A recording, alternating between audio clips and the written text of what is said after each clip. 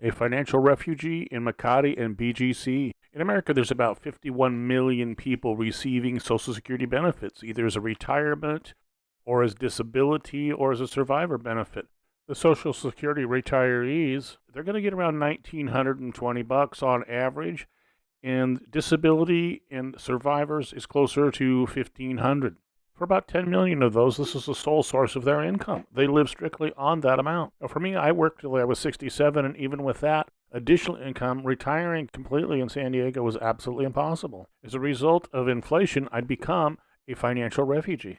If you're like me, to solve that problem, you found a lower cost of living country to move to. And for many of us, that's when our problems really began. It's not as simple as moving from California to Arizona. Having a solution doesn't make it simple or easy. So let's say that you're like me and you chose the Philippines. Okay, but where are you going to land? Where in the Philippines? Philippines is a big country. 7,000 islands, 1,000 are inhabited. Each one of those has a little bit different personality and culture. Imagine you're moving to America, for example. Where are you going to live? Oakland, Baltimore, the Northwest, the Southeast? How are you going to choose where to land? You've watched a few videos, but you're not really sure what it's going to be like till you get there. You see the poverty, you hear about the crime, blah, blah, and all that stuff. What are you going to do? What about the culture? How do you know that you're not going to end up in a crime-ridden cesspool somewhere? What you need is a soft landing when you get here. And that's what this Makati series is all about.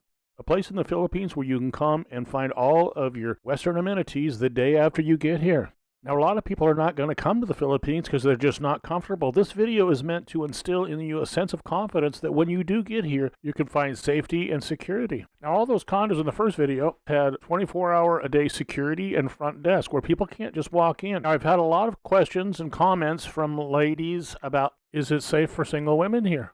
Now, if you watch these videos, you'll see that there's women walking around everywhere, all hours of the night and day. Now, if you're making $1,500 a month in average Social Security income, you're probably making enough to have a staycation here long enough to figure out if this is where you want to be or branch out from here. So you could literally get off the airplane, take a grab ride to your Airbnb or your hotel, and you're safe. You're done. You're there. Speaking of Western amenities, when's the last time you saw a sunglass store like this? Next time somebody tries to put the fear of God into you when you mention coming to the Philippines, share a copy of the Makati video series. Let them take a look for themselves. Then they're going to try to warn you, about the kidnappings. Let them know there was 13 kidnappings in the Philippines last year and thousands in the United States. Now, the population in America is 3 times the Philippines, so all things being equal, there should have been 39 kidnappings in America, not thousands. I do my research on everything that I put in all of my videos, and I take all the statistics very seriously. I have nothing to sell. I've got no reason to understate or exaggerate. Now, there's a lot of people that are going to want to live more of an upscale lifestyle, and this could be that place for them. This might be exactly what you're looking for. I get a lot of people leaving comments about how crowded it is and how many people and the traffic and all those kind of things. I guess they haven't really been watching the video. A lot of subscribers that I talk to or comment or chat with, the biggest reasons why they do not come here is fear of infrastructure, crime, generally just the fear of the unknown. I'm comfortable on what they would find when they got here, how they would live, what about their Western amenities. They need a soft landing in order to come, and that's what these videos are, is to show you what is out there. Even though everyone pretty much knows that the dollars go so much further, and the cost of living here is so much less, they don't know what they're going to get for their money when they get here. That is also the purpose of these videos. And they're also already dealing with a lot of financial insecurity from where they're coming from. America, Canada, England. I mean, the inflation has affected the Western world in general. You can see the Grand Hyatt here, and I'm going to take you up to the 60th floor. So you can see all the way to Mariveles, to Bataan Peninsula, and all over Manila. I show you these shopping centers and all these amenities so that you know that it's here, it exists. Does it help to know that Ruth Chris Steakhouse is within walking distance a few blocks away? The other purpose of this video is to show that it doesn't take $3,000 to $5,000 a month in order to live here, or don't bother coming. You should be able to live here a lot better than you would in America on the same amount of money, or anywhere in the West for that matter. Now, you should be able to live here fairly well on average Social Security income. Remember the little penthouse? How about that with $1,100 a month left over? After your rent, food is typically going to be your biggest cost. Basically, what I put in for food for this area was $450, which is pretty far above, almost double what I budget for myself in the province. And that's because in the city, you can eat basic 6 out of 10 meals at restaurants you find all over the place. Here's a couple of random menus that I found.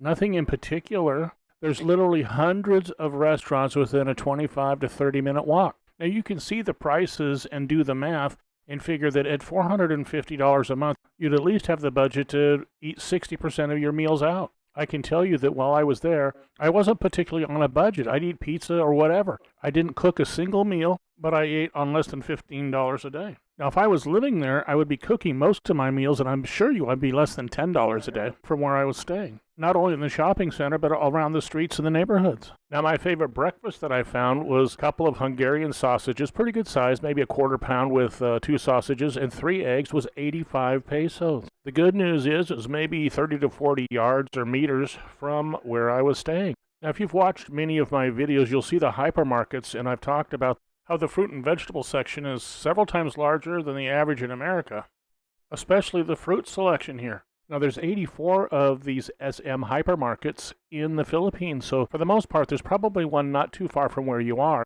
The one that I go to is in Angeles City, and it's about a 30-minute ride from Porac. I will go there to stock up on things that are not at the local markets here in Porac. They'll have a lot of American brands, for example, Yuban coffee. That's something I will get at the market because it's not available in the province. They have a lot of other imported brands of coffees and other things too. So don't stress about the selection. Now, about 10 blocks from where I was at was the public market. And for the public market, you can save even more money on certain items. Certain things at the public market are going to be even more fresh and organic without even paying extra. You know, I was just thinking every expat that I've talked to here is healthier than the day that they got here.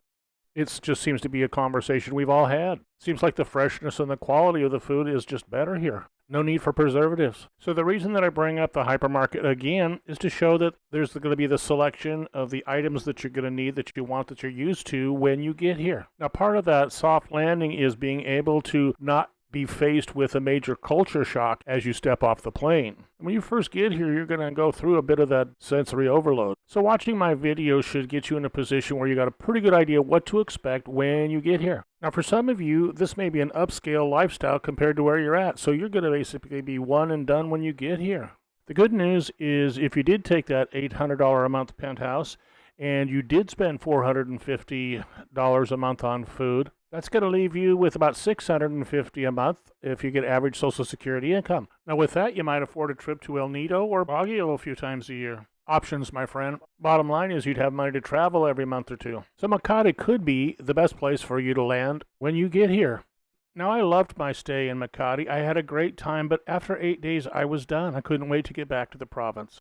Kind of reminded me of some of the high-rise neighborhoods there in San Diego, and that's a beautiful thing. Now, the province doesn't have all the Western amenities, but the culture that I've gotten into in the province is even more of a beautiful thing. That being said, most people can't handle the culture shock of landing in the province. Most people will actually need to acclimate to the Philippine culture over a period of time, and many others will have no interest in it no matter how long. So are there other places in the Philippines to get a soft landing? Obviously there is, but you can't go wrong in Makati. If you've enjoyed the video, please like and subscribe. Help me grow my channel. If you click on the bell, that will let you know when I have future videos coming out. If you like this series, kind of let me know what you thought about having an entire series on an area. I'm thinking about doing that in various cities and destinations around the Philippines. Also, do me a favor and let me know what areas you are interested in. That way, I know where to focus my energy. It's the comments that I've gotten over time that inspired me to take advantage of doing these videos here in Makati in the form of a series. Nothing to hold me back, take my time, just enjoy the ride. A new man passing by, life is good, best I've ever felt. Get me up, somewhere new, somewhere I can find myself. Oh, I feel so